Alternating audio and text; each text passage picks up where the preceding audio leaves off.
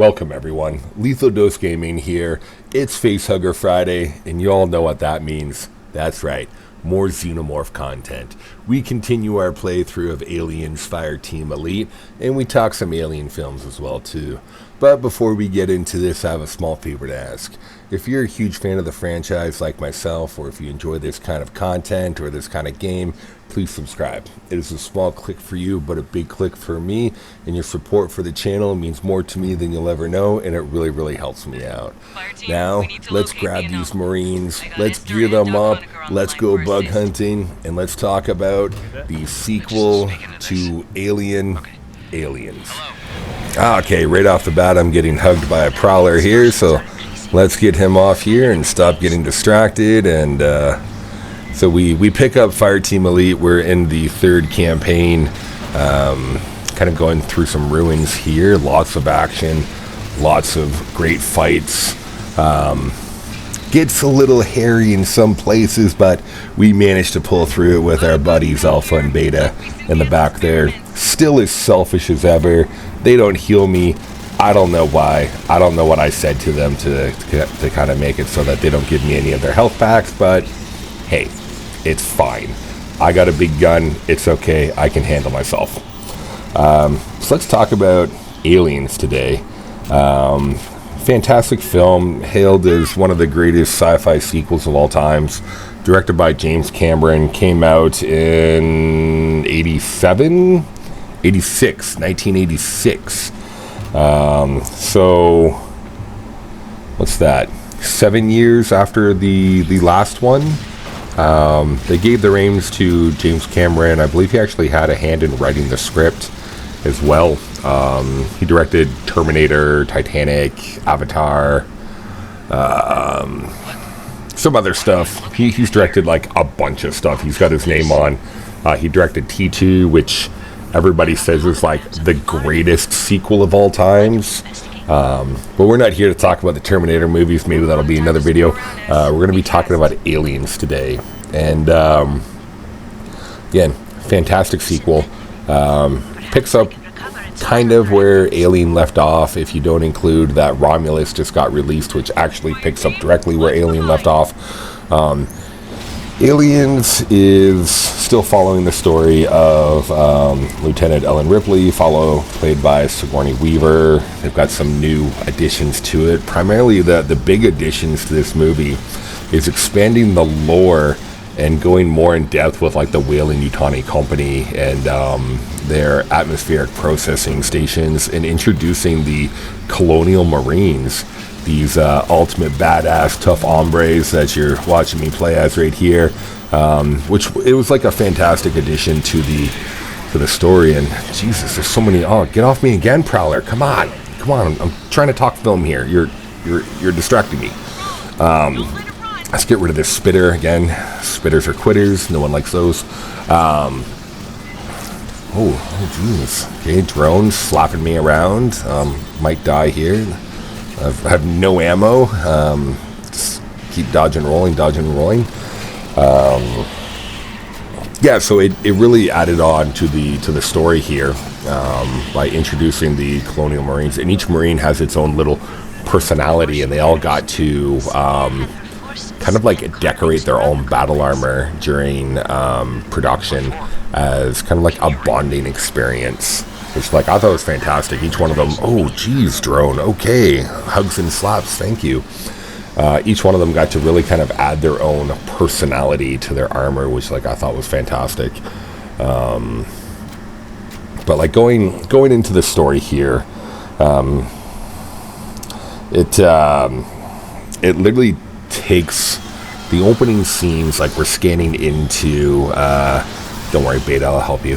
Really scans the opening scenes. It starts off where like we're focused on this escape pod, and as we get closer to the escape pod, it is the same escape pod that like Ripley left in at the end of Alien, but there's a huge ship kind of like looming over that escape pod, and it actually turns out it's a salvage ship, and she's rescued by a team of salvage operators that found her.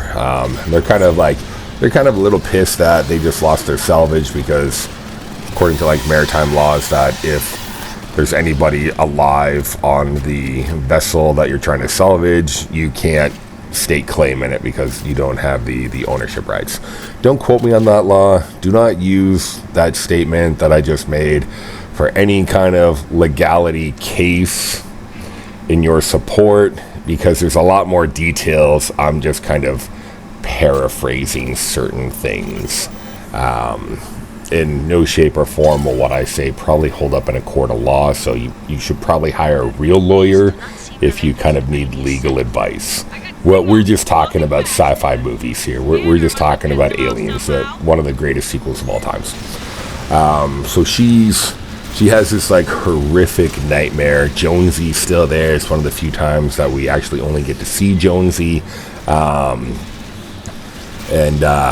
She's on this this medical bed, and they're just like checking her up. We get to see like Carter Burke, who's a greasy corporate company bastard that the new Alien comic line What If tried to give him a redeeming story arc, but that's another conversation for later on, for another video maybe, I don't know. And she has this dream of like pretty much reliving the exact same thing that Kane went through with the chest burster clawing its way outside of her. She like lifts up her shirt and she sees this thing about to like rip through her chest and screaming no and kill me. So like we know like right off to the bat, it's just like, okay, we're dealing with some trauma here, and yeah, so it's going to be a journey of just like facing your own fears potentially. And then like moving forward a little bit, if you get the chance to, I should have said earlier that like this movie comes in both a director's cut and a theatrical cut. Both cuts are great. I feel that the director's cut builds more suspense, builds more background, and fleshes out the characters a lot more than the theatrical cut. The theatrical cut removes some of that suspense and tension that the director's cut was building, and kind of removes a lot of the Hadley's Hope, however you want to pronounce it, removes a lot of the colony and their kind of personality and their interactions. Oh, get off, Beta here. Get off. I'm going to take you down eventually. Jesus, their health does not go down at all. I'm going to use my pulse rifle. That could be why.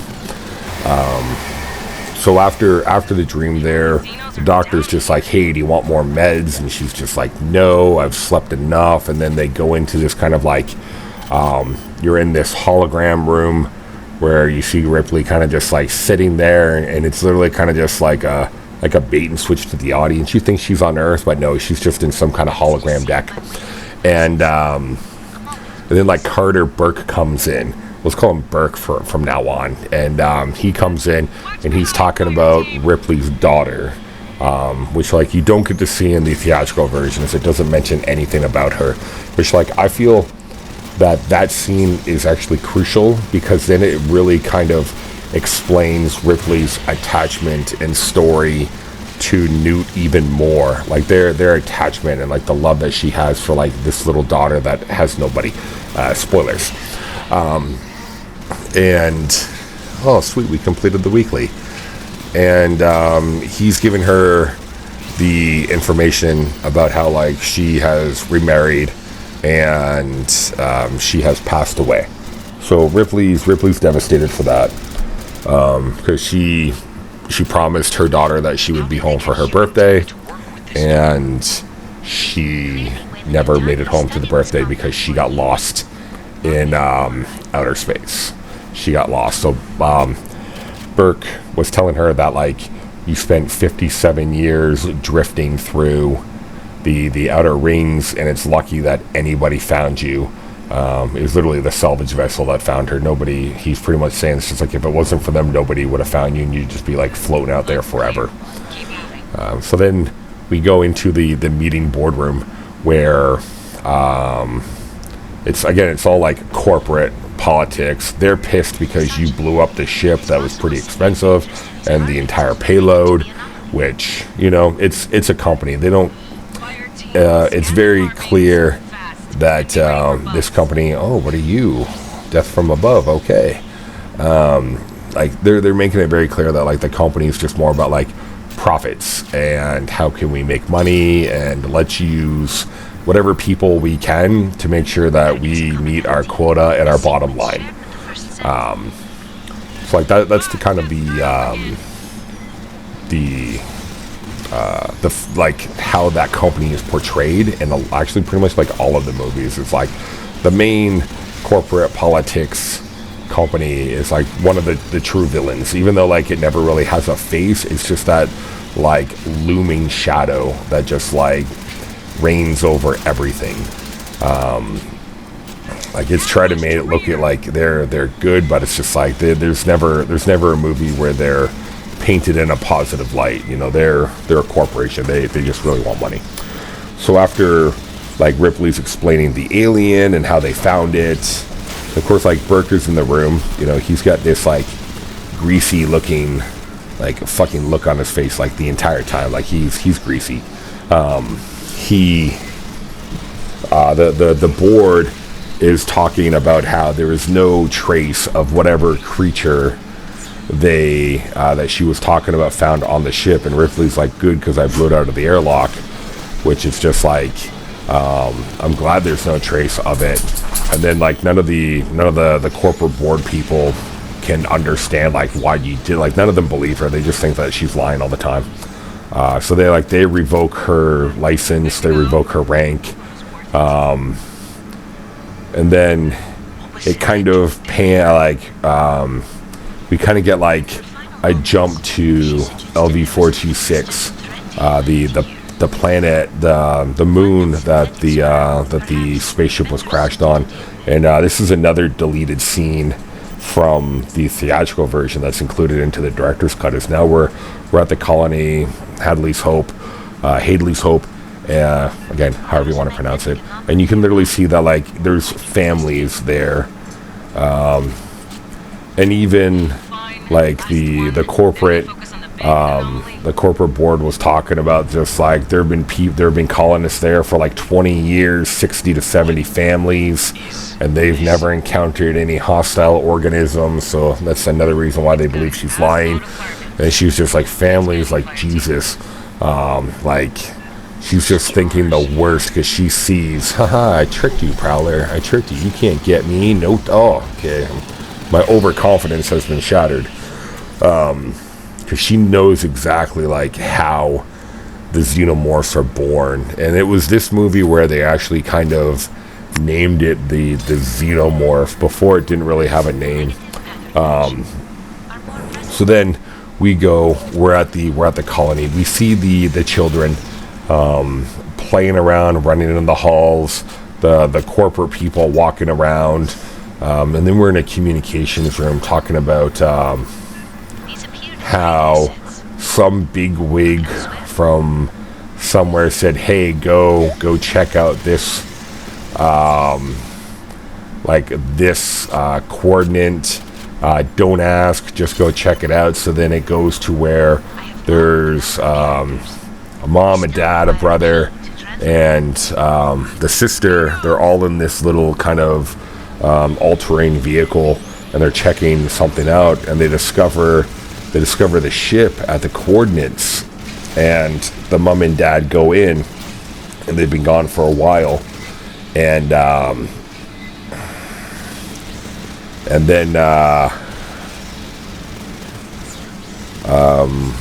then like the door to the vehicle open up after like Newt was talking to her brother, being like, oh, like I'm scared, Timmy, like they've been gone for a long time. Like the door rips open. The mom is like yelling in like the comms, like some different kind of codes, and then like you see the dad, he's got a face hugger on him, and then you're just like, okay, like something is definitely like it's about to go down. Like we're getting into this now. Like they've discovered the ship. Like no good can come from this. And then it goes to we go back to Ripley, And she's just sitting there like letting this like cigarette like burn for like an extremely long time. And she gets a knock on her door, and it's like greasy scuzzball Burke and Gorman, Lieutenant Gorman. I think he's a lieutenant. He's a Lieutenant Gorman, and they're just like, Ripley, we need to talk to you. And then she just like slams the door in their face because like the entire company just like hung her out to dry. She lost everything. She's working at the loading docks as just like working loaders and just like loading ships, and then like Burke is telling them that it's just like we've lost communications, and like we're prepared to like, if you help us, to like reinstate you and like pretty much give you whatever you want. And Ripley's just like, no, get out of here, and just like has nothing to do with them. And then she has another nightmare, calls Burke, and it's just like, you're going to exterminate them, not to study, like you got to at least tell me that. And he's just like, that's the plan. And she like ends the call. And then the next scene is we actually go to the camera's panning through this other ship, and the USS Sulaco, I believe, is the name of the ship. I know it's the Sulaco for sure. I don't know if it might be the USCM Sulaco, but it's one of the war vessels that transports the Colonial Marines. And this is where we're kind of just like introduced to just like a bunch of new characters. We're introduced to like the Marines. They're supposed to be the toughest in the galaxy. Like they're literally just trained for combat and for these situations. Like that's what Burke explained to Ripley. It's just like you wouldn't be going in alone. Like you'd never have to leave. Like the Colonial Marines, they're gonna take care of everything. Like all we need is just like your guidance and your information. And it's like they're all like waking up. They're all just like getting out of their like cryopods, and they've got like their humor, their little banter back and forth between everybody. They're in the mess hall talking about how like the new lieutenant's too good to eat with like the rest of the grunts. And then like you're introduced to Bishop, and then Bishop with Hudson, who is played by like the late Bill Paxton, rest in peace. He with one of the other Marines, they put like Hudson is asking Bishop to do the thing with the knife, come on, and then like I think it was Drake, he puts Hudson's hand underneath Bishop's, and then he does this like crazy knife thing. It's like dodging all the fingers but moving at like super speed, and then he gets like this little cut on his finger, and people are just like, oh, I thought you never missed Bishop. And then like Ripley is all like panicking and getting angry about a synthetic being on board, and she's just like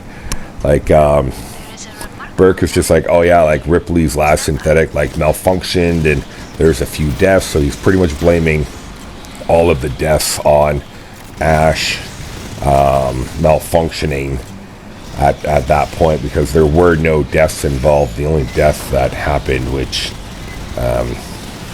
again, you can bring Ash back to life through wiring and like just like giving him like an external power source. Like Ash was the only one that got like his head knocked off by like the thing. So like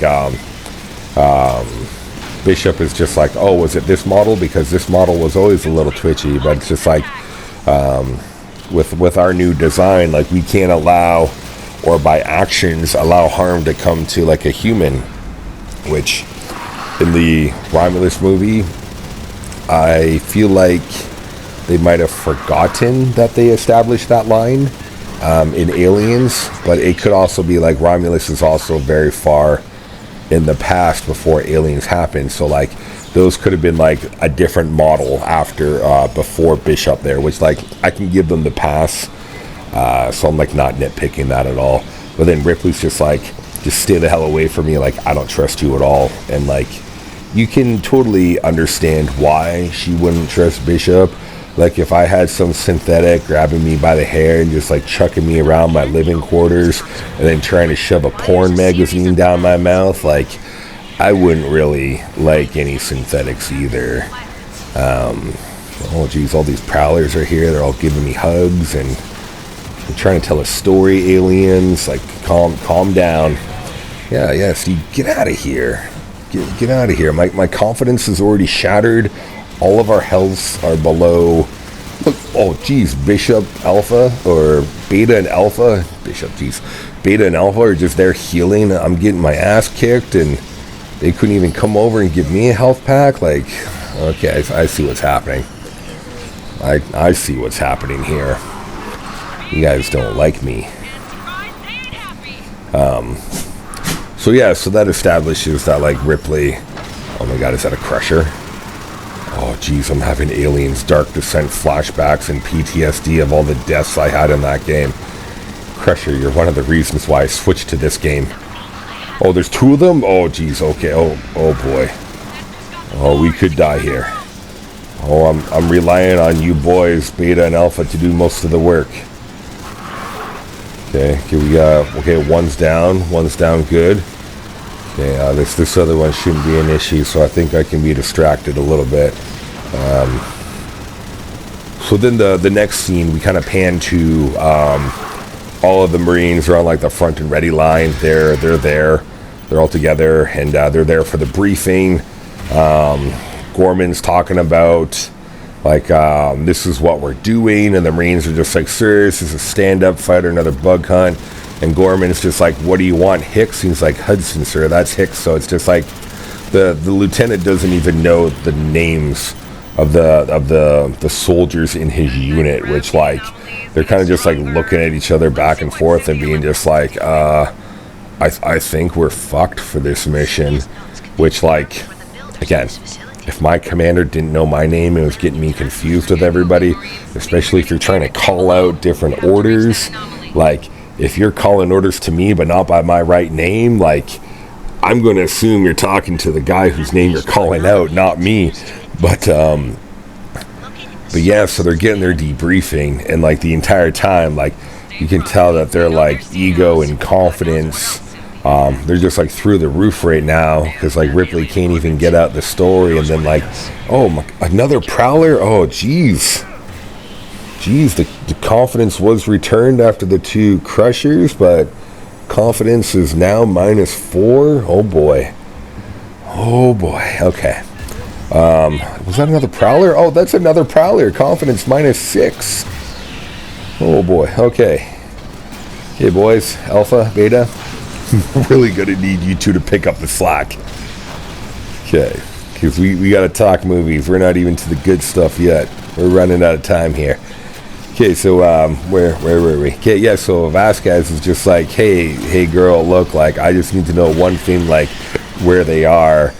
And then, like, they're all making just, like, a big joke about it. And then Ripley's just, like, being just, like, cut this shit, like, because, are you finished? Because, like, one of these things managed to wipe out my entire crew in less than 24 hours. And then, like, Gorman's just like, okay, like, we got her statement on Laserdisc, so everybody should listen to it. And then, like, Ripley's just like, you don't understand, like, the severity of, like, what you're dealing with here. And she's just like, if the colonists have found that ship, then there's no telling how many of them there's going to be. So then, like, the next scene is we see all of the Marines. They're just like locking up, they're gearing up, they're getting ready, and they're all just kind of like on the line. Apone, who is their kind of like commanding CO, Sergeant Apone. I think he's a sergeant, but we'll just call him Apone. He is like getting all the Marines ready. They're all in the APC. Ripley's in there, Burke's in there, and they're just like loading up into like the drop ship, and like they're getting ready to like drop it on the colony. And then like that Hudson says, like, we're on an express elevator to hell. which is referenced in this game as well too, for like a decal. Like, this game has so many references to like all of the movies, to where it's like from like decals to color to mission cards to dailies to achievements, everything. There's so many nods to like subtle hints and Easter eggs to the movies. Like, it's really fantastic. So now we get another deleted scene where they're just like panning around the camera, and then Hudson is just like standing up, and he's like, I'm ready, man. I'm ready to get this on. He's just like, I'm the ultimate badass. Just like, you don't want to mess with me. And he's like, hey, Ripley, don't worry. Me and my squad of ultimate badasses are here to protect you. And then he's going around, he's just being just like, looking at these different kind of weapons. He's just like laser targeting particle phaser, and he's just like, whap, fry half the city with this puppy. And he's just like going around for like everything, and it kind of just really, again, shows to show that they're like so overconfident that where it's just like, it really just, again, adds like another layer in depth to like all of the characters, to where they aren't taking anything seriously, to where like the mission is so ill planned that like nothing good can come from it. And then they like touch down, they like get out there, they get dropped down, they get to the doors, they're talking about like running a bypass and like hacking the door and using the cutter to like open the doors, and then like they start getting something on the tracker, and they're going around. Hudson, Vasquez, they kick open this door and into the room where the signal's coming from, and it's just some hamsters in like a hamster wheel, and that was like another deleted scene there. So then like they're going upstairs, they're going downstairs, and then like Ripley's just like, hey, wait, like pan back, like look down at the ground, and like you literally see some like corroded metal that looks melted, and then Hudson's just like, if you love that, like if you like that, you're gonna love this. They pan up, and it's just like a gigantic hole melted through the entire colony, and then Burke's just like, acid for blood, and then like he kind of starts like, I wouldn't necessarily say like a believing her, but he's getting excited because he's just like, my big payday is coming. And so as they're going through everything there, they literally just spend like 10 minutes sweeping, and then Gorman's just like, all right, the area's secured, we're going in. And Ripley's just like, what? Like, it's not secure. Like, what are you talking about? And he's just like, the area is secured, Ripley. Like, we're going in. And then she's just kind of like, you're going to get all of us killed. Like that's the look on her face. She doesn't actually say it, but like you can definitely tell that she was just like, oh my god, you're going to get like all of us killed. And then so they're just like, all right, we're all going to meet at like the med bay, and then like they all start going to the med bay, and like in the med bay they're all just like, hey, like look, and then you're actually seeing face huggers in these gigantic cylinder canisters, and then Burke gets close to one, and then like it starts trying to like attach itself to his face through the jar, but it can't get through the jar. And then Hicks is just like, oh, it looks like love at first sight to me. And then Bishop is like, 2 are alive, but the rest are dead. And so-and-so died when they tried to surgically remove it from his face. So then like Bishop is just kind of like studying, and he just like, we're kind of getting like from this scene right here, like very strong hints that he's becoming a new Ash, which like he's studying it, he's doing the research. They start picking something up on the tracker, and it's like moving towards them. So then like the Marines, they go out into the hallway, and then like Ripley's there too, like they're all there, like they're moving in, so just like, yeah, like we're about to see this alien come flying at us, like this is what we want. And then like as something like runs across the camera, Frost? No. Deacons? I forget his name. one of the big Marines with the smart gun, the gun that I'm using right now, starts to shoot, but then like Hicks gets in his way, and then he's just like hold up, and then like they pan down and they see a little girl. So then just like everyone's like, oh my god, this little girl. So then like Ripley's just like, hey, like, what's your name? And then like they start like they try to grab her, but then she gets away. So like Ripley starts chasing her, and like she gets into where she's like been living, and then like she finds out that her name is Rebecca. So then like she just like grabs her, and then like she brings her back to medbay, and she starts cleaning her up, and then they start like talking about things, and she talks about how like her name is Newt, nobody calls her Rebecca except for his brother. And then she's just like, well, where are your parents, Newt? And she's just like, they're dead. Okay, can I go now? So like her parents got face hugged and then chest bursted and then turned into a xenomorph. Which like, again, like you're really, oh, there's another crusher. The flashbacks and the trauma is happening.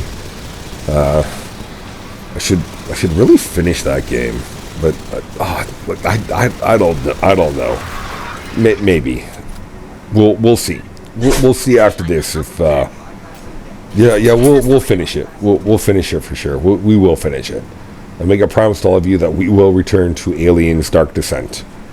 I don't know when, but we will return, and I will beat it. I just may die a lot, but I will beat it.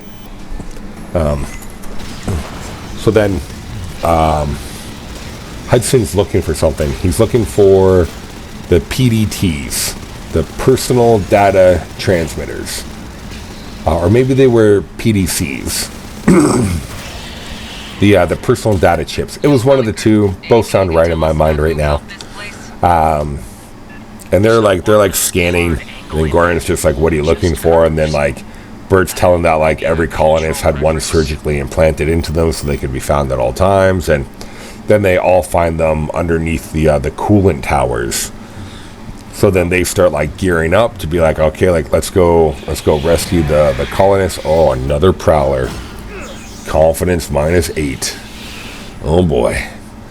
You know what? No, -6. I've got almost full health. I'm confident. We're making it to the end of this mission.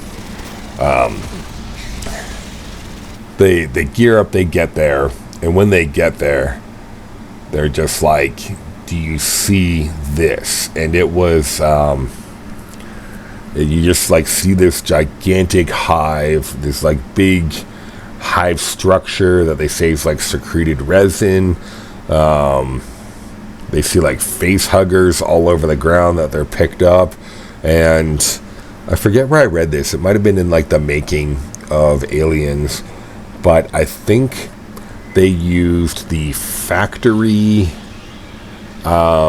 set from Tim Burton's 1989 or 1980 something Batman, or vice versa. Tim Burton used that set for his Batman movie. I forget. Like I don't know how accurate it is, so don't quote me on that. But if it is true, it'd be like a fun little kind of like little tidbit, little piece of information there. So they start going through. So they start like going through, and then Ripley's just like, Newt, like go sit in the back now, because like Ripley sees all of these bodies just like cocooned to the walls. They're stuck to the walls. They're stuck to the ceiling. Like they're upside down, and they've got like holes in their chests. Like they've all been like hosts for the xenomorphs. There's just like blood and chunks of flesh everywhere. And so then like they're walking around checking bodies, and then like one of the body's eyes open up, and then this colonist, she's saying like, kill me, like please kill me, because she like knows what's about to happen. And then then like she starts convulsing, and the Marines are just like, what's going on? And like they're literally just standing there in front of her watching this chest burster just like rip its way through her chest. And then they grab the flamethrower. they grab the flamethrower and they just like light it on fire, which then like the hive from that fire and from having one of its young killed, it starts to stir.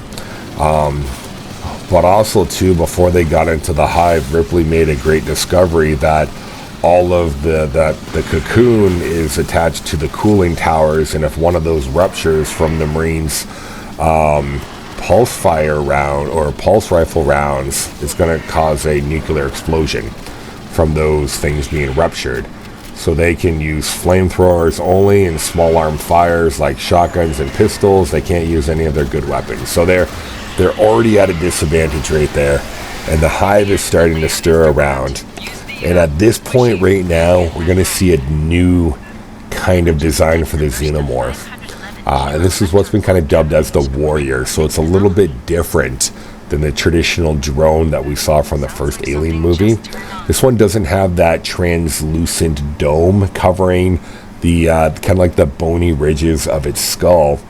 And the story behind that was somebody on the special effects team forgot to put it on, and then somebody saw it. James Cameron saw it. I think it was James Cameron, and he was like, "I like that. Yeah, don't worry about putting them on. Like, it looks good.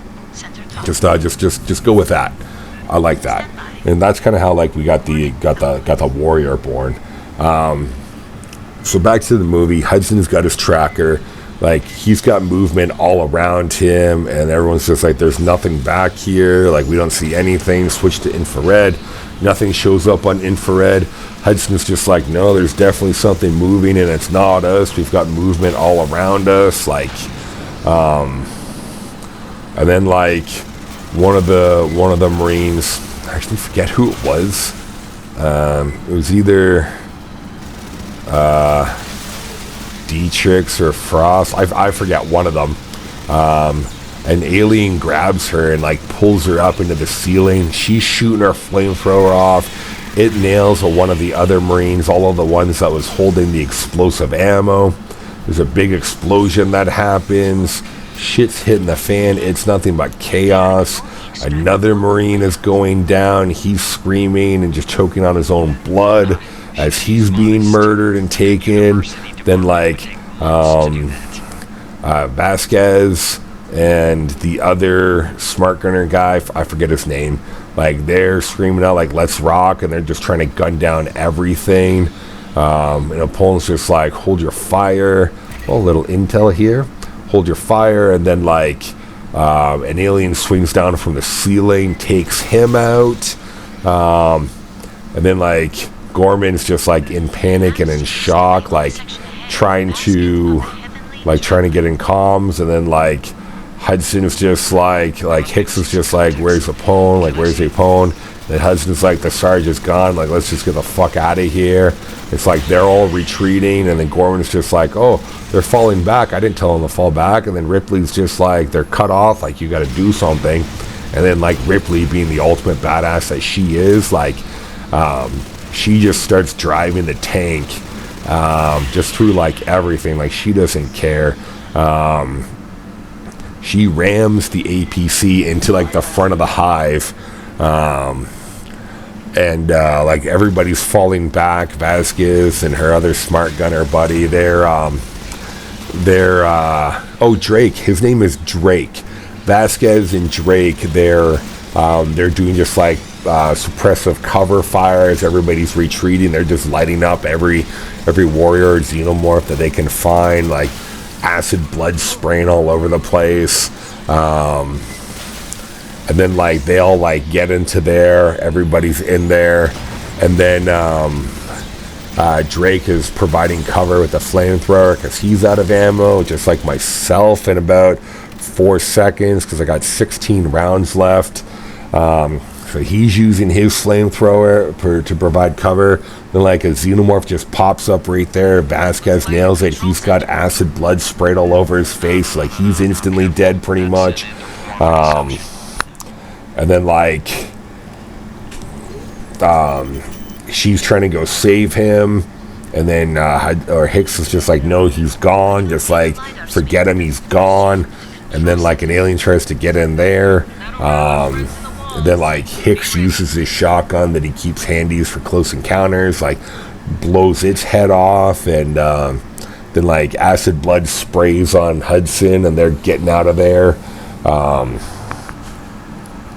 And then like they just kind of like get out of there, and Ripley's just like peeling through, like they're in the middle of like kind of just like the sand dunes of LV-426. They're on the planet there, like they're safe right now.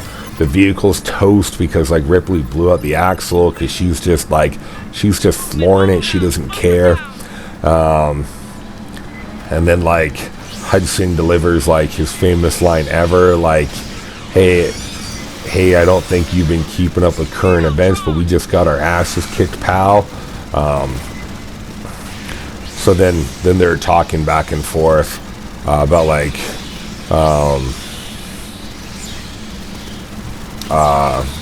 Gorman, because like Gorman's hurt, he's got like a concussion, so they bring him just like back to like med bay and everything. And then they're talking about like now, I don't remember if this scene comes before it comes now. Oh, get off me, drone. I got distracted. I was thinking. So there's one scene where I think it comes afterwards. Yeah, it definitely comes afterwards. So now they're talking about like that they should what they should do. So like Vasquez is just like, we've got a bunch of nerve gas. I just say we nerve gas the entire nest. And then Hicks is just like, I don't know if it would do anything. And then Ripley's just like, I just say we take off and nuke the entire site from orbit. It's the only way to be sure. And then Burke is just like, whoa, hey, you can't do this. Like, you can't like this place has a substantial dollar value attached to it. And then Ripley's just like, I don't care, you can bill me.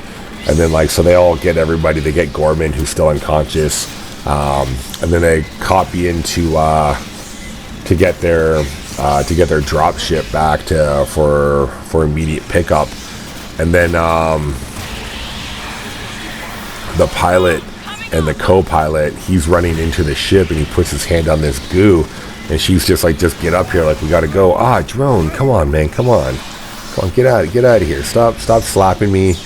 I'm trying to tell your story, actually. And then so there's actually like an alien on that ship.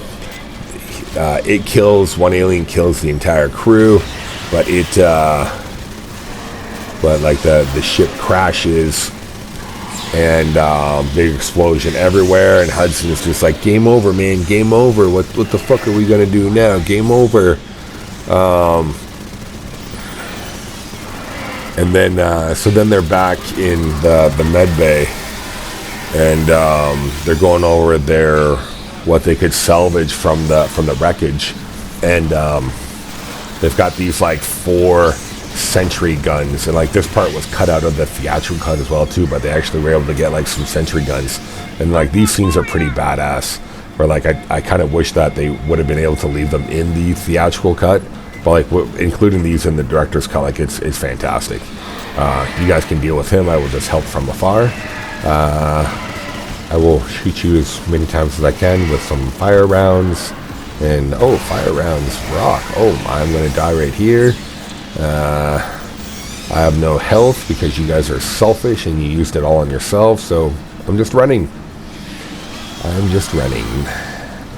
You're full health, I'm almost dead. So then,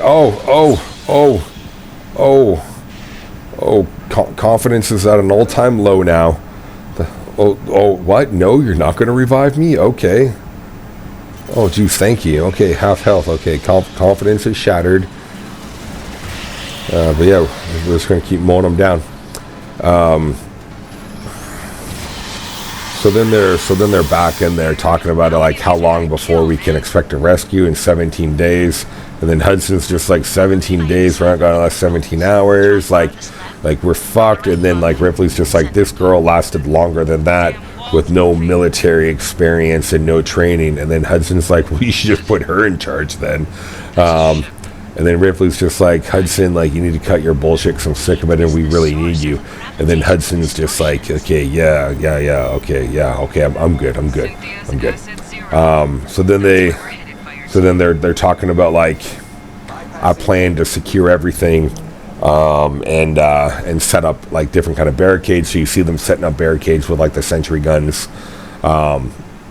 There's a few scenes throughout the movie where the sentry guns are actually just like mowing down aliens, just like that were cut from the movie, that were re-added into the director's cut, and like the scenes are just awesome.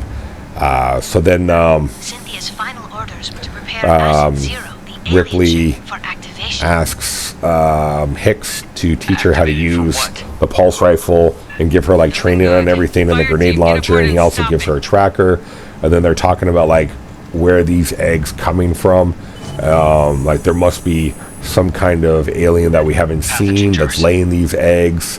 And then Hudson's just like, yeah, like a bee, like ants.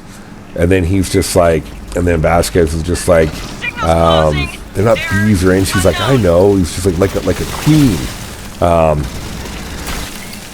And then like Bishop is like, yes, like a queen could be laying the eggs. And then it kind of cuts to Ripley just being like, hey, like once you're done studying these face huggers, like I want them destroyed. And then Burke is just like, not Burke, Bishop is just like, oh well, Burke gave specific instructions that they were to be sent back to the company to be studied. And then like right there she's just like, okay, like you're just here to get these things for your bioweapons. Like you don't give a fuck about us. Like everybody's expendable. You just want something for your percentage, for your money. And then it cuts to the scene where there's like the autocannons, or not the autocannons, but the sentry guns. They're going off. They're just mowing down aliens. They're like wall to wall in there. And then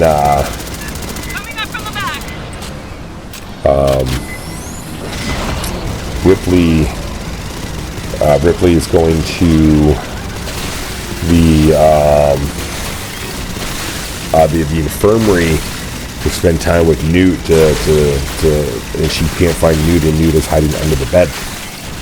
And like Burke is trying to say something, and she's just like, save it, like excuse me, like she's pretty much just like, I don't want to hear about it, like we just got to survive, like you are like a greasy company man.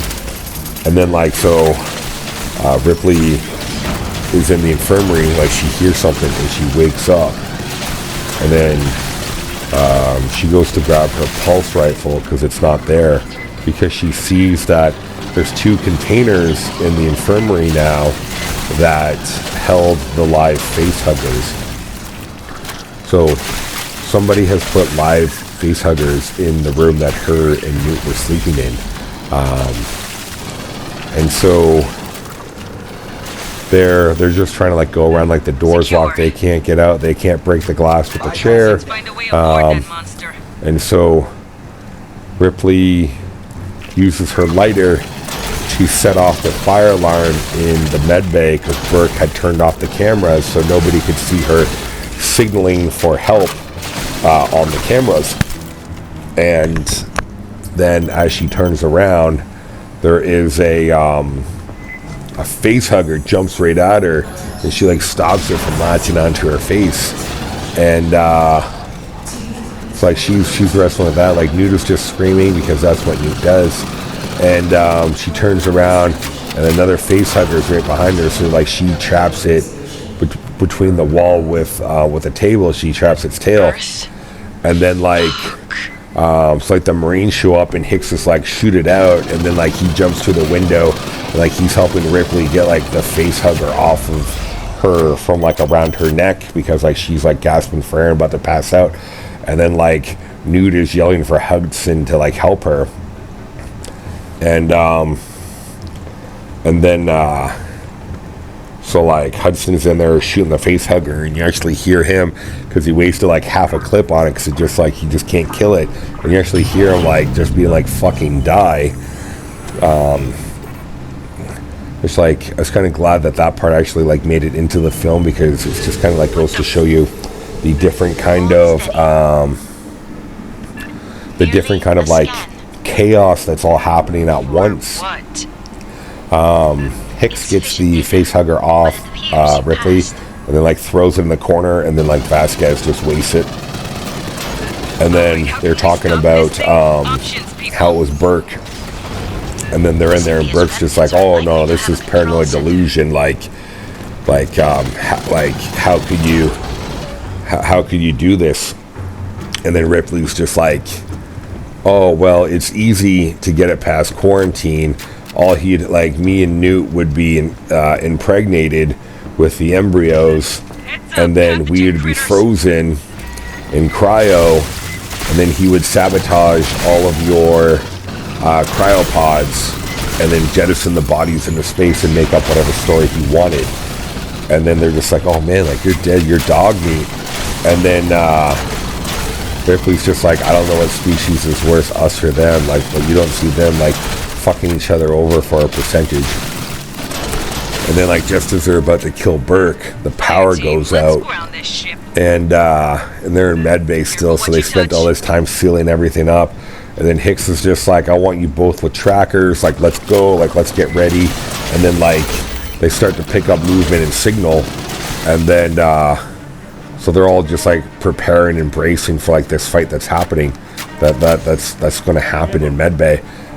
They're just talking like short controlled bursts because they don't have a lot of ammo left, so they need to like kind of like ration it and make like every shot count. Guess the mutants don't like synths. And like the tracker's going down, and like Hudson is reading it out, and then he's counting down just like the meters, so it's just like they're right outside the door, so they seal the door, and then it's just like, oh, they're in the room, and then Ripley's just like, how is that possible? They're in the room, but there's nothing in front of them, nothing's broken down the door, and then like they just keep closing in, and then Ripley's just like, there's got to be something that we missed, there's something on the plan that wasn't there, and then Hicks is like, we didn't miss anything. And then like the flash, their lights kind of pan up to the ceiling, and then Hicks is just like, oh Jesus, somebody give me a light. So he goes up there and pans his light, and then like they're crawling through the ceiling tiles and the ceiling vents to get into the room. So it just goes to show like how intelligent these things are. They tried 2 different ways to get in. The sentry guns blocked them, but so they found a way. Just like life in Jurassic Park, it found a way to get into the room.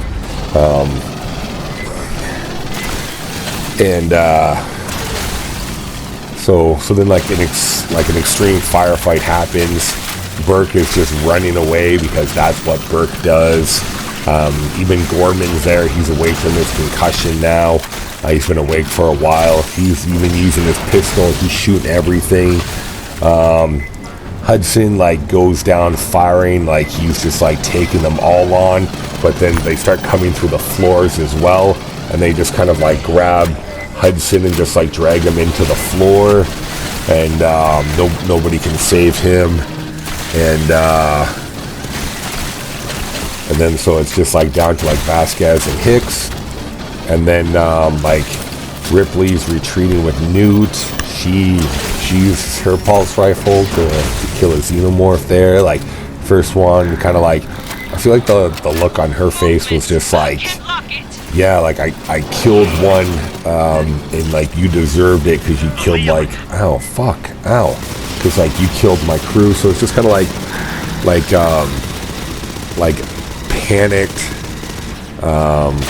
panicked enjoyment, because it was just kind of like, I finally got one of you,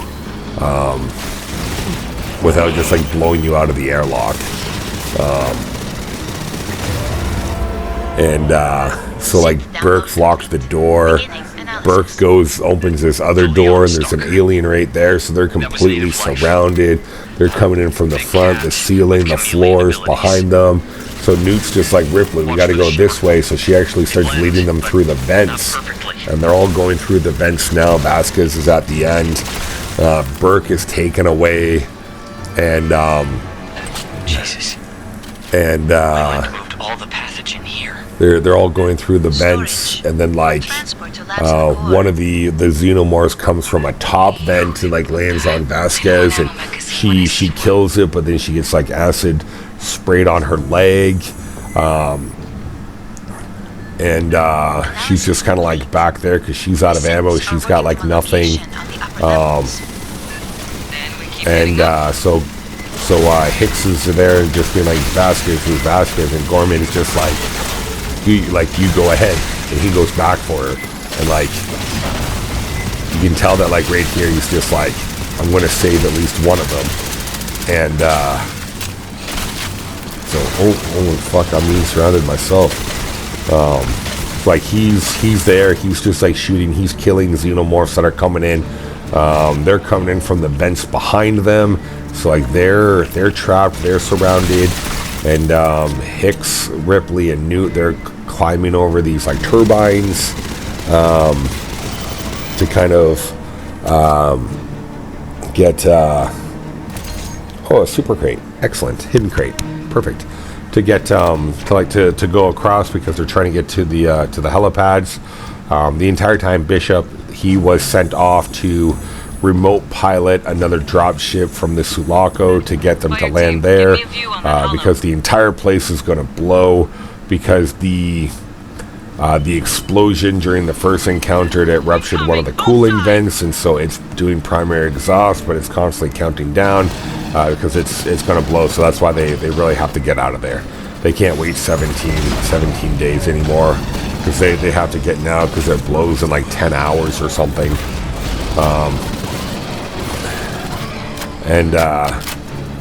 So Gorman with like Vasquez, all he's got left is a grenade. So they both, instead of being hosts for more xenomorphs, like they blow themselves up. The explosion knocks Newt down into the water. Newt has the tracker that Ripley gave her, that Hicks gave her. So Hicks is just like, we can go find her with this. So they're going around looking, like they're tracking her, and she's fallen into kind of like what resembles a sewer. And then they find her. Hicks is using his torch to kind of cut through the grate so they can get there. But the meantime, all of the aliens are coming. So just as they get through, an alien appears from like right behind Newt, grabs Newt. Ripley just sees her doll floating in the water. She's screaming like, we have to go after her. They don't kill you, they keep you alive. And then Hicks is like, I know, but like we gotta go. So then they're in this elevator, and then like an alien's right behind them, tries to like get into the door. Hicks blasts it, he gets acid on, like it literally just like eats through his armor like butter. Like if you've ever thrown, I don't know, like gasoline on styrofoam, it just melts right through it. I've got no ammo here, so I have to pistol everything to death. Oh boy, I need ammo. Ammo and health. I need a few things here. I need a few things. Okay. Confidence is definitely at an all-time low. If we can get through this, confidence will be good. Oh no, Beta, don't drop, buddy. You've got less health than me. Okay, Alpha, go save your friend. Secure. Okay, good. Alpha came in clutch. There is an open synthetic near field on the far end of the room. So yeah, like they get up, like Bishop has the drop ship there, and then he's just like, we're not leaving. Oh, good, I got ammo. Okay, now what I really need is health. Ripley's just like, we're not leaving, and Bishop is just like, oh, like we're not. And then like he's grabbing a bunch of, like she's grabbing just like all of her guns, so like grenades, a flamethrower, a pulse rifle. She's taping them together, like, so she can hold two guns at like one time, which like fantastic MacGyvering. And she's just being like, Newt's alive, I don't want to hear it, I'm going back for her. And then Bishop's just like, and I forget what he says, but he's just like, this place is going to be like a cloud of vapor the size of Nevada or something like that, and she's just like, Hicks, don't let him leave without us, like, I'm going for her. So then, like, she gets in the elevator, like, and it's just like game time. It's game on. She's got her flare, she's got her grenade, she's got her gun, she's got ammo, she's got a full flamethrower. She's just following that tracker that she taped onto the top of her gun, and like she's going to save Newt. She's not letting Newt become a xenomorph. Like, Ripley really adopted Newt as like her own daughter, because like they both really needed each other. Like, Ripley lost her daughter and never got to see her daughter grow up. Newt is around the same age as her daughter when she left. Newt doesn't have any of her parents because she watched them get chest bursted. I don't know if she actually saw it, but one can only imagine. But she knows her parents are dead. So they really both need each other, and that's why Ripley's going back to save her. And she's going through the hive, she's going down below, she's leaving flares so she can get out. She's like setting off the flamethrower. She's just like flaming certain areas where she thinks that the aliens could hide. Like, she's hitting pipes, she's hitting these kind of like different areas to that the Marines just walked by, because like Ripley's seen the xenomorphs like hide in the different kind of pipes and structures and blend in so well. So like she knows what's going on. So like she's getting closer and closer to Newt. Like an egg starts opening up right in front of Newt. Like Ripley gets to right on top of the beacon, and she's 0 meters away from Newt, but like there's nothing there. And then she finds like the tracking watch. 75 health. I'm gonna die here. Let's hope not. Fingers crossed. Let's try to get that confidence through the roof here. Okay, confidence is at a 6. Beta, you guys just healed yourself right in front of me? I've got 75 health. What am I gonna do? Okay. Alright, here. Oh, a pathogen stalker? Okay, cool. Good job, team. Don't worry, I'll just do everything myself.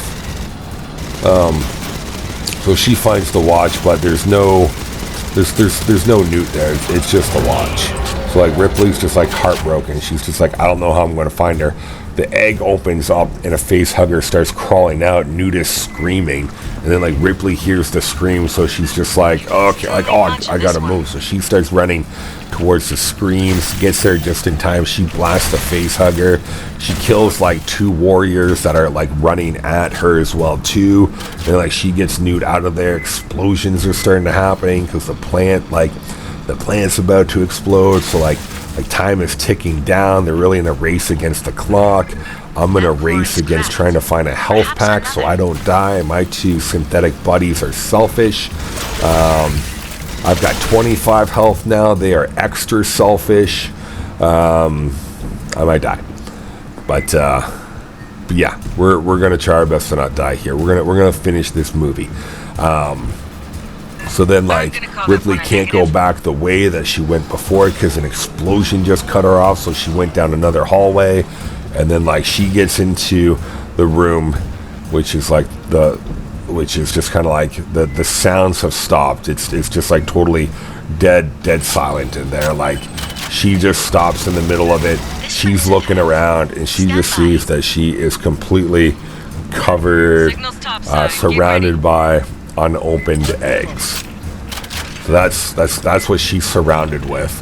And then like she looks over, and there's just this like towering like xenomorph, one that she's never seen before, and just kind of like it pokes its head out from underneath its like royal crest, like how they have the queen initially. Oh, I'm down. Oh, somebody come save me. You're so selfish and you healed yourself. At least you can revive me. Well, I feel like I'm being trolled here. Okay, thanks team. I guess thank you. And like it literally looks like royalty just sitting on a throne. Like you see this kind of sack laying down all of these eggs, and they're just surrounded by eggs. And then like the queen pokes her head out from underneath her crest, and like she's gigantic. And you can tell that like she's one of the few like xenomorphs that can actually smile, by the way like her face is structured. So like she's there, kind of just like sitting down, just kind of like getting off of her perch, but she's still attached to the egg sac.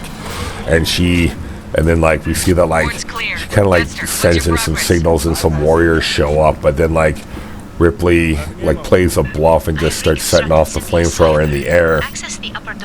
And like the queen hates that, and she's screaming almost as if like in pain.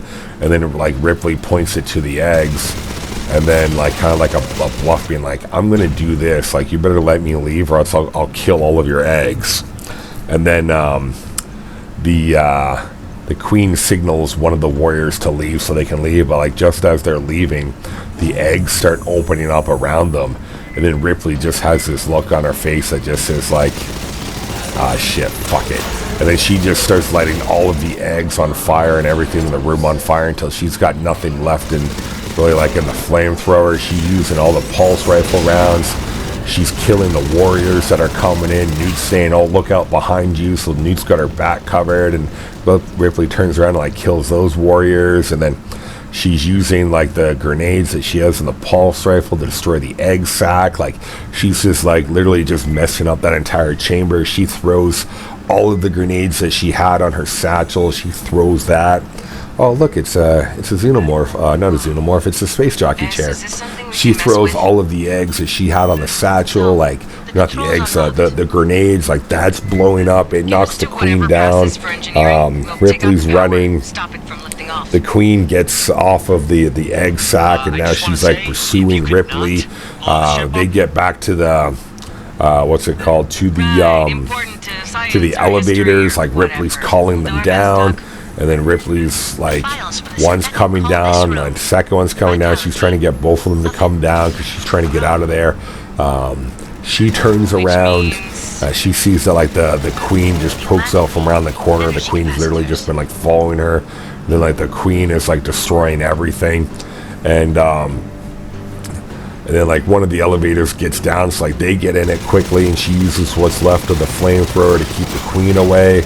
And then they're able to kind of like get in the elevator and get away. The elevator starts going off, but then the second elevator shows up, and you just see the queen just kind of looking at it. And then like Ripley gets back to the top, and some dramatic music plays. That's right, I'm taking this health pack for me. Dramatic music plays, and then like the dropship, Bishop and Hicks, they're gone. So then like Ripley thinks that like Bishop just took off because of the company orders, and like, and he's an evil android as well too. And then like as she's like, all hope is lost, they turn around, they see the other elevator. It comes up, it opens the doors, an explosion flashes, and then like it just lights up the queen. The queen comes out and starts like walking towards like Ripley and Newt. They got nowhere to go. And then like just as you think like all hope is gone, Bishop just kind of pops back up, and then like he drops the thing, like Ripley and Newt jump in. He like hits the queen and like kind of like takes off with the landing gear, and then like she's just like saying Bishop to punch it because like the whole thing's about to explode. And then there's some dramatic music happening, and then like the whole plant, the whole atmospheric processing plant, like it explodes in a gigantic explosion. It goes nuclear. The one thing that's never really explained was, did the ship get destroyed? So if they are going to make any kind of like direct sequels to the Alien movie and Alien Colonial Marines, the video game by like Randy Pitchford's company, I even forget what it is, that did like Borderlands, that doesn't count as a sequel. That game does not count as a sequel. They say that they followed the source material because they're Alien fans. They did not follow anything. They completely neglected a bunch of things, made some ridiculous shit up, and then called it a sequel. And then Randy Pitchford said like, we're Alien fans. We're actually going to play that game though. We're going to play that game, and I'm just going to say like, I'm not making this up. So everybody's safe. And then Bishop was just like Hicks is all patched up, like Newt's kind of there. Bishop is just like, hey, like, sorry if I scared you. That platform was unstable. We had to take off, or else everything would have been destroyed. But like, as you see that, there's some acid on the floor. Like a gigantic thing impales Bishop through the back, through his chest. He's spitting up blood milk everywhere. And then like the queen steps down with Bishop on her tail, and she rips him in half. His legs go flying one way like the Scarecrow. His torso goes flying the other way like the Scarecrow from Wizard of Oz. And then it's down to the final battle. Ripley gets in a power loader. She says the famous iconic line, "Get away from her, you bitch," or "Stay away from her, you bitch." And like they're fighting. She's using the power loader. Like clamps onto its head, opens up an airlock. It gets sucked out. They fall into the airlock together. The power loader is on top of the queen. Ripley's like climbing up. She literally just opens up the airlock at this point, not caring if she lives, and if she dies, she needs to kill it. The queen gets sucked out into outer space. Bishop saves Newt from falling out, from being like sucked out as well too.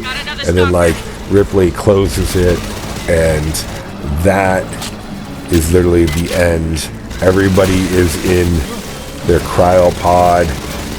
Newt is talking about how like it's a like is she allowed to dream now? And then like there's like a beautiful like mother-daughter like loving moment, and it is truly like a fantastic way to really end that series, to where it's just like that could have been the end of Ripley, and that would have been a perfect way for them to end Ripley's story arc. Like, it doesn't have to explain if they made it back to Earth or if they lived happily ever after. They just could have left it where it's just like everybody's story arc has been fulfilled. Ripley does have her daughter, her happy ending. Newt has a family, somewhat. Bishop doesn't have his legs, so he doesn't really have a happy ending. But like they could have just left it, and then they could have made Alien 3 with something completely different. They could have revisited the ship, which like I really hope somebody realizes that nuclear blast didn't destroy the ship, and they revisit that ship.